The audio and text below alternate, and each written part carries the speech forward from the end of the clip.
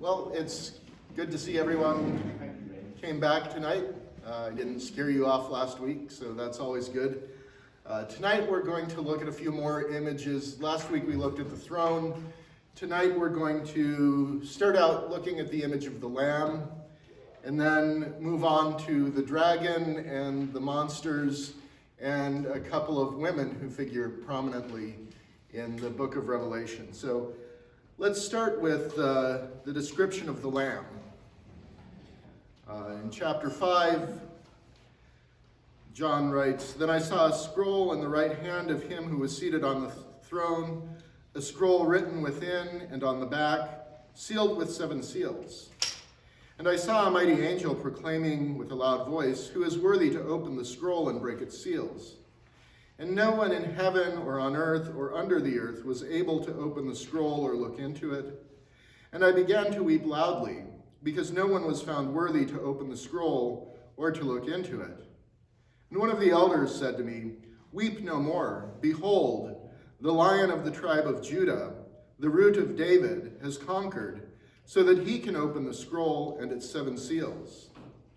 And between the throne and the 4 living creatures and among the elders, I saw a lamb standing as though it had been slain, with 7 horns and 7 eyes, which are the 7 spirits of God, sent out into all the earth. And he went and took the scroll from the right hand of him who was seated on the throne. And when he had taken the scroll, the 4 living creatures and the 24 elders fell down before the Lamb, each holding a harp and a golden bowls full of incense, which are the prayers of the saints. And they sang a new song, saying, 'Worthy are you to take the scroll and open its seals. For you were slain, and by your blood you have ransomed people for God, from every tribe and language, people and nation. And you have made them a kingdom of priests to our God, and they shall reign on earth.' Then I looked around, and I heard around the throne and the living creatures and the elders the voice of many angels, numbering myriads of myriads and thousands of thousands, saying with a loud voice, 'Worthy is the Lamb who was slain to receive power and wealth and wisdom and might and honor and glory and blessing.' And I heard every creature in heaven and on earth and under the earth and in the sea and all that is in them saying, 'To him who sits on the throne and to the Lamb be blessing and honor and glory and might forever and ever. Amen.'" So it's interesting that we have this scroll that John senses is extremely important, and the scroll is I think we're to understand that it's the unfolding of God's plan for the world and for creation, and the question is asked, who's worthy to open it? And no one is found worthy, and John's very upset, obviously, because he wants to know what's in the scroll, and he wants God's plan to be fulfilled. And then one of the elders says, don't worry about it. There is one who is worthy. It's the Lion of the tribe of Judah, and it's the root of David. And those are both references to Old Testament scriptures where the Messiah is in Isaiah called the stump of Jesse, which is the root of David. And so there's that reference, messianic reference, and then he talks about the Lion of Judah and the blessings that Jacob gave to his 12 sons. One was to Judah, and it said Judah is a lion. And so in thinking about the Messiah coming, they thought about a lion and a mighty king and this great warrior. And so John hears Lion and Root of David, and he turns around, and what does he see? He sees a lamb, which isn't what we typically think of as a fierce animal that's going to do battle, that's going to conquer. But that's the mystery of Jesus, is that the way Jesus conquered was to offer himself on the cross. So it turns upside down. This image of this lamb who's been slain turns our understanding of dominion and power and victory on its head. And the description of the lamb is a little bit odd in that John saw that this lamb had 7 horns and 7 eyes. That's kind of a strange looking lamb. But we're supposed to understand the symbolism of the 7 horns and the 7 eyes as the horns represent power. And 7 is a number of completion. And the eyes represent both power and knowledge. And so with the 7 horns and the 7 eyes, John's letting us know that this lamb who's been slain has all power and is all-knowing. So that's the reason for the 7 eyes and the 7 horns. And he also says that the 7 eyes are the 7 spirits of God. John isn't making a theological statement that there are 7 Holy Spirits. John would tell you there's one Holy Spirit. But the 7 spirits of God represent God's complete presence throughout all of creation. So God is all-powerful, all-knowing, and is everywhere. But the image of the Lamb also takes us back to the Passover. And if you remember the story of the Passover, on the night that the angel of death went through the land of Egypt, the people of Israel were to sacrifice a lamb and paint the blood of the lamb on the lintels and the doorpost of their house, and the angel of death would pass over any house that was marked with the blood of the lamb. The lamb also takes us back to Isaiah and the suffering servant, and then there's, in the gospel according to John, you have John the Baptist pointing to Jesus and saying, "Behold the Lamb of God who takes away the sin of the world." And so the victory of Jesus was found in his self-offering.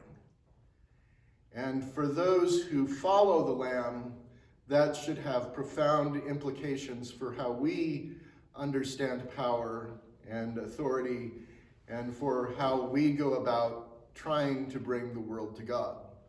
Unfortunately, at times in the past, the church has tried to convert people with the sword. That's not very lamb-like. We bring people to God through love and through offering ourselves. And Paul comments on this understanding of power in 1 Corinthians 1:25 through 27. Paul writes, "For the foolishness of God is wiser than men. The weakness of God is stronger than men. For consider your calling, brothers. Not many of you were wise according to worldly standards. Not many were powerful. Not many were of noble birth. But God chose what is foolish in the world to shame the wise. God chose what is weak in the world to shame the strong." And so we see this playing out in Revelation, because the only one who can open the seals, the only one who can bring about God's ultimate plan and ultimate victory in the world is Jesus, who went to the cross. So if we follow the Lamb, that doesn't mean we're going to avoid suffering. In fact, to follow the Lamb means that we achieve victory in the same way that Jesus achieved victory. We can't do it the world's way. We have to do it God's way, which is to follow the Lamb wherever he goes, and that we'll look at a little bit more next week when we talk about the 144,000. The idea is that the people who are victorious in the book of Revelation are the ones who reject the power claims of this world to follow Jesus.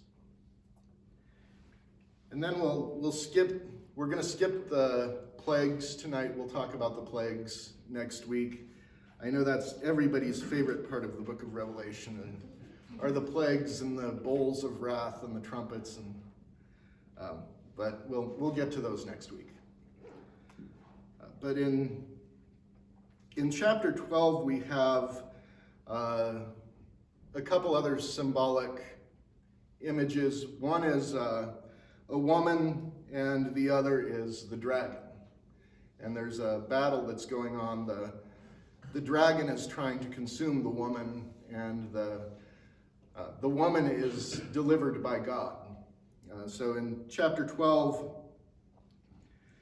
and a great sign appeared in heaven, a woman clothed with the sun, with the moon under her feet, and on her head a crown of 12 stars. She was pregnant and crying out in birth pains and in the agony of giving birth. And another sign appeared in heaven. Behold, a great red dragon with 7 heads and 10 horns on his head, and on his heads 7 diadems. His tail swept down 1/3 of the stars of heaven and cast them to the earth. And the dragon stood before the woman who was about to give birth, so that when she bore her child, he might devour it. She gave birth to a male child, one who is to rule all the nations with a rod of iron. But her child was caught up to God and to his throne.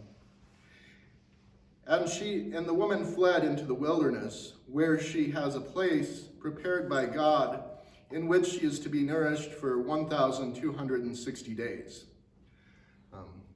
So who is this woman? It's been speculated, some have speculated, that the woman is the Blessed Virgin Mary.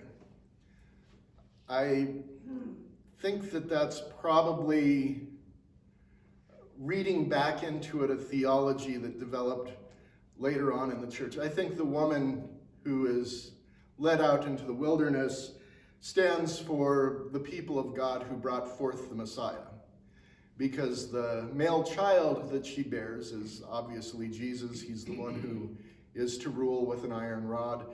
And there's also the reference that he was caught up into heaven and taken to the throne. The dragon tried to devour him. Jesus went to the cross, and then he was raised on the 3rd day and ascended into heaven. And so what John is talking about there is the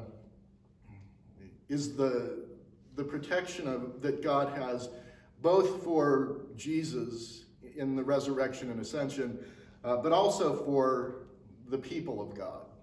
And that we come across that number again, 1,260 days, and you may remember from last week, or if you do the math real quick, that's 3.5 years, and that relates back to the book of Daniel and the time of tribulation that Daniel talks about. And so in verse 14, well, let's start a verse earlier. And when the dragon saw that he had been thrown down to the earth, he pursued the woman who had given birth to the male child. But the woman was given 2 wings of the great eagle, so that she might fly from the serpent into the wilderness, to the place where she is to be nourished for a time and times and half a time. So you have that 3.5, reference to 3.5 in the time of tribulation, going back to Daniel. And so I think what John would want us to understand is that even though this great dragon is warring against God's people, God is going to protect them. And in fact, the eagle's wings that are given to the woman, if you had the entire book of Exodus memorized, it should remind you of Exodus 19. You yourselves have seen what I did to the Egyptians, and how I bore you on eagle's wings and brought you to myself. So there's that reference again back to the Old Testament to help us understand that this woman represents God's people. But then you also have the dragon with his 7 heads and 10 horns, And remember, those are signs of authority, and he's kind of a rival, or setting himself up as a rival to God by claiming for himself that he has all power. But it doesn't work out well for the dragon, because in verse 7 of chapter 12, now war arose in heaven, Michael and his angels fighting against the dragon. And the dragon and his angels fought back, but he was defeated, and there was no longer any place for them in heaven. The great dragon was thrown down, that ancient serpent who is called the devil and Satan, the deceiver of the whole world. He was thrown down to the earth, and his angels were thrown down with him. And I heard a loud voice in heaven saying, now is the salvation and power of the king and the kingdom of our God and the authority of his Christ have come. For the accuser of our brothers has been thrown down, who accuses them day and night before our God. And they have conquered him by the blood of the Lamb and the word of their testimony. For they loved not their lives even unto death. Therefore rejoice, O heavens, and you who dwell in them. But woe to you, O earth and sea, for the devil has come down to you in great wrath, because he knows that his time is short. And so the victory has been achieved in heaven and will be achieved on earth, but the dragon is still running around on earth. And I forget which rock star it was that was asked if he believed that there was a devil, and he said, yeah, it's hard to believe in God sometimes, but the devil really advertises. And so what we're in that period now where Satan has been cast from heaven. There's the death and resurrection of Jesus leave no room for the accuser to be standing before the throne of God anymore, because anything that Satan could accuse us of has already been dealt with by the sacrifice of Christ on the cross. And so there's no more place for an accuser in heaven. However, that doesn't mean that the dragon's been dealt with altogether, because the dragon there's still that woe to those who are on earth. And that's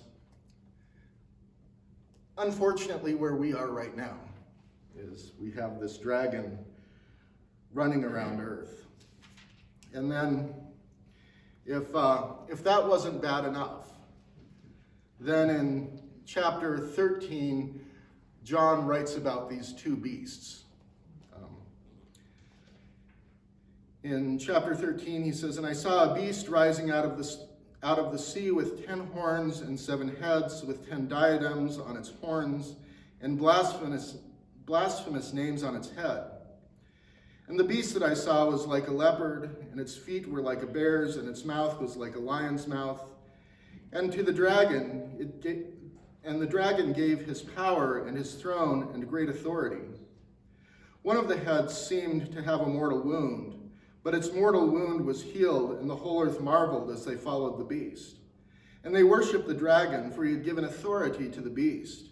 And they worshiped the beast, saying, who is like the beast, and who can fight against it? And the beast was given a mouth uttering haughty, blasphemous words, and it was allowed to exercise authority for 42 months. Again, 3.5 years. It opened its mouth to utter blasphemies against God, blaspheming his name and his dwelling, and those who dwell in heaven. And it was also allowed to make war on the saints and conquer them. And authority was given it over every tribe and people and language and nation, and all who dwell on earth worship it. Everyone whose name has not been written before the foundation of the world in the book of the Lamb who was slain. If anyone has an ear, let him hear. And so the beast is not the same as the dragon. If you read back in Daniel chapter 7, there are 4 beasts that rise out of the sea in Daniel chapter 7. Here we have one beast who comes out of the sea. But the 4 beasts in Daniel chapter 7 also have a total of 7 heads and 10 horns. So this, I think, the best understanding of the beast is the spiritual power behind the empires and the kingdoms of this earth that are looking for worship from people. If you look at a lot of the claims that leaders have made for themselves, going back to Rome, the emperor called himself the Son of the Divine. If you look at Stalin, he basically tried to remove God altogether and said that the state would become the religion of the people rather than the religion of the people at the time was, for the most part, the Russian Orthodox Church, and they more or less did away with the Orthodox Church in Russia, or what was left of it was subjugated under the authority of whoever the leader of the Communist Party was. And so leaders often try to get people to worship them, and they may not call it worship. I don't think Stalin would have said, you will worship me, but he would say, you owe me complete obedience. And if you don't obey me, here's what happens to you. I'll send you to Siberia where you'll starve to death or freeze to death. So obey. And that is the reference that John makes to the beast being allowed to make war against God's people. Because our decision to worship God is a declaration of war against the dragon and the beast who's been given power by the dragon. And then in verse 11 of chapter 13, we have a second beast. John says, "Then I saw another beast rising out of the earth, and it had 2 horns like a lamb, and it spoke like a dragon. It exercises all of the authority of the first beast in its presence, and makes the earth and its inhabitants worship the first beast, whose mortal wound was healed.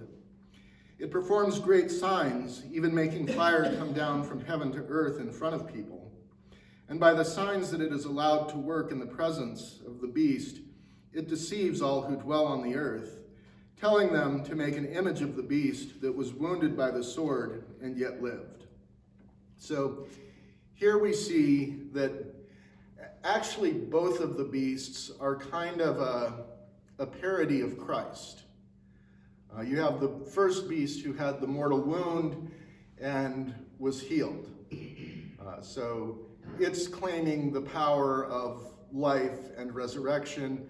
And then you have the second beast that has 2 horns like a lamb, but talks like a dragon.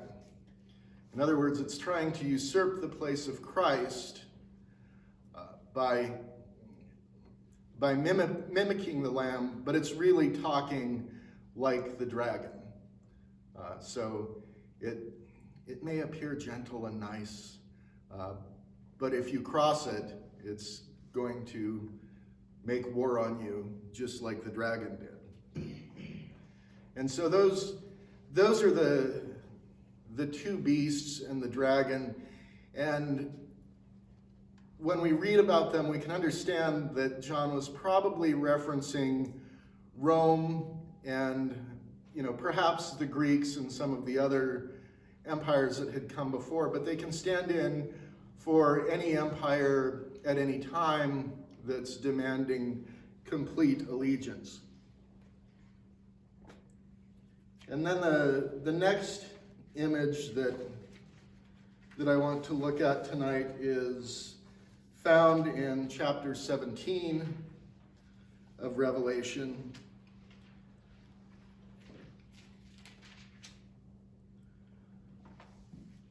Then one of the 7 angels who had 7 bowls came and said to me, "Come, I will show you the judgment of the great prostitute who is seated on many waters, with whom the kings of the earth have committed sexual immorality, and with the wine of whose sexual immorality the dwellers on earth have become drunk." He carried me away in the spirit into the wilderness, and I saw a woman sitting on a scarlet beast that was full of blasphemous names, and it had 7 heads and 10 horns. The woman was arrayed in purple and scarlet, and adorned with gold and jewels and pearls, holding in her hand a golden cup full of abominations and impurities of her sexual immorality. And on her forehead was written the name of mystery, Babylon the Great, the mother of prostitutes and of the earth's abominations.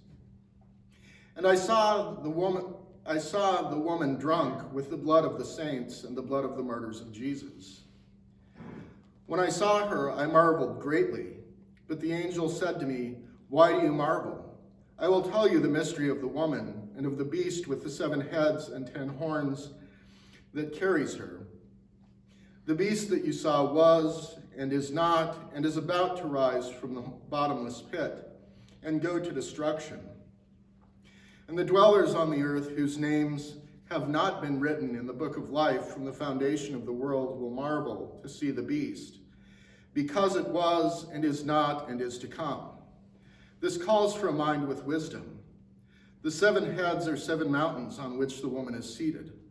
There are also 7 kings, 5 of whom have fallen. One is, the other has not yet come. And when he does come, he must remain only a little while. As for the beast that was and is not, it is an 8th, but it belongs to 7 and goes to destruction. And the 10 horns that you saw are 10 kings who have not yet received royal power, but they are to receive authority as kings for 1 hour, together with the beast. They are of one mind, and they hand over their power and authority to the beast. They will make war on the Lamb, and the Lamb will conquer them, for he is Lord of lords and King of kings, and those with him are called the chosen and faithful. And so all of that sounds rather strange. It's not a pleasant vision, but in the numbers that John is employing, he's telling us something about this, and also identifying the woman as the great whore of Babylon. One of the most common ways that Christians spoke of Rome in code language during the times of persecution was they would call Rome Babylon, because Babylon had always been an enemy of God's people. And so Rome is to be identified with Babylon, and that's also why she sits on 7 mountains, because there were the 7 hills of Rome. And so John is letting us know that this woman who's drunk on the blood of the saints is the Roman system. And I think that it's important to recognize that historical reference, but it's also helpful to know that it's not just Rome that acts that way. The spiritual power behind Rome is still alive and well in the world today. The people who are seeking power and wealth through the use of violence and coercion are just following the orders of the beast, and they may not know it.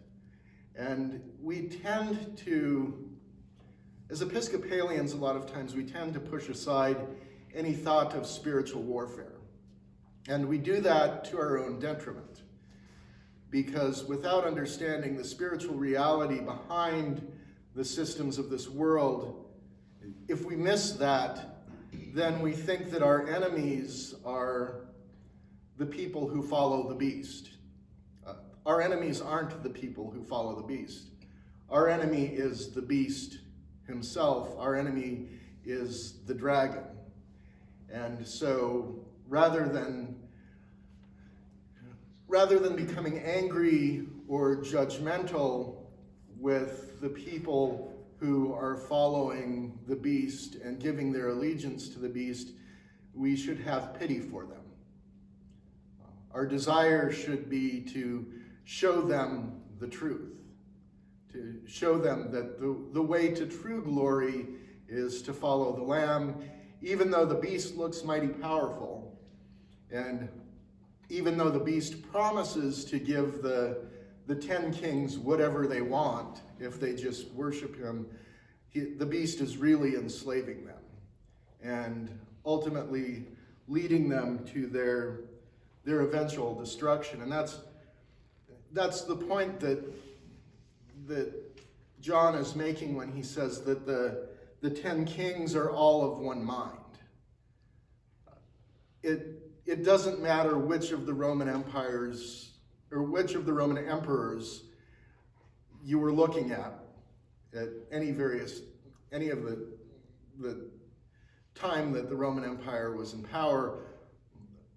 All the emperors were the same. Some appeared worse than others, but they all gave their complete allegiance to the beast. And I'll let you draw your own parallels with what's going on in the world today, and you can figure out which particular rulers, kingdoms would fit well with the 10 kings, and which governments, rulers, leaders maybe haven't given themselves over completely to the beast. But the danger for anyone who wields secular authority is always the temptation to follow the way of the beast rather than follow the way of the Lamb. And we've seen that play out not only in secular governments, we've seen that from time to time play out in the church when the church assumed secular power. When the prelate and the prince were the same person, it's a very dangerous time for the church. So the church should always push back against that kind of authority, and should always push back against the temptation to rule by force or rule by coercion, to try to get people to do what, we can even say it's what they should be doing, but if we're making them do it through the use of coercion or through threats of violence or through other threats, then we're following the beast rather than following the Lamb. And so the choice that last week I talked about, one of the choices in the book of Revelation being whether we worship the one who is on the throne or whether we call for the rocks and the mountains to fall on us so we can hide from the one who sits on the throne.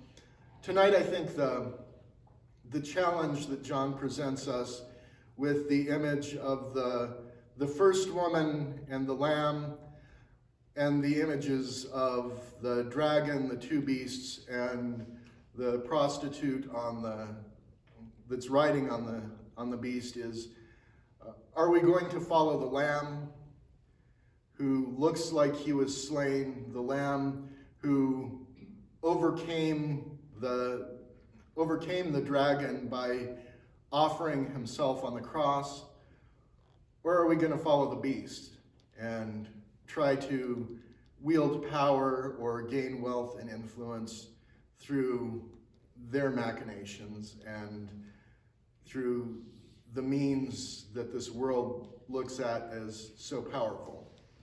Because in chapter 17, John is very clear that the people are deceived by this prostitute that's riding on the beast, because she looks so powerful. She's adorned in purple and scarlet and with gold jewelry, and she looks like she's got it all together until you take a little closer look and you see what she really is. And I think John would like us to open our eyes to see what she really looks like and who she really is, to reject her and to follow the Lamb. And I'll leave it there tonight and open it up to any questions that you might have.